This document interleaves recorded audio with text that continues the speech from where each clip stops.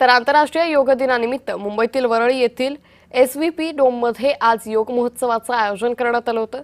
मुख्यमंत्र्यांच्या पत्नी अमृता फडणवीस तसेच दिव्यश फाउंडेशनच्या वतीनं आयोजित या कार्यक्रमाला बॉलिवूड अभिनेता शाहिद कपूर, ज्येष्ठ अभिनेते जॅकी श्रॉफ, अभिनेत्री श्रीलीला यांच्यासह अनेक मान्यवर उपस्थित होते। दिवंगत शेतकऱ्यांच्या 1000हून अधिक मुलांचा आणि महानगरपालिकेतील शाळांमधील विद्यार्थ्यांचा या उपक्रमात सहभाग होता।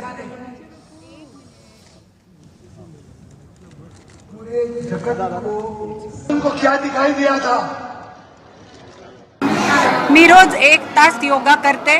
त्यात माझा सूर्यनमस्कार असतो आणि माझे काही बेसिक आसनं असतात आणि श्वासक्रिया असते, प्राणायाम असतो।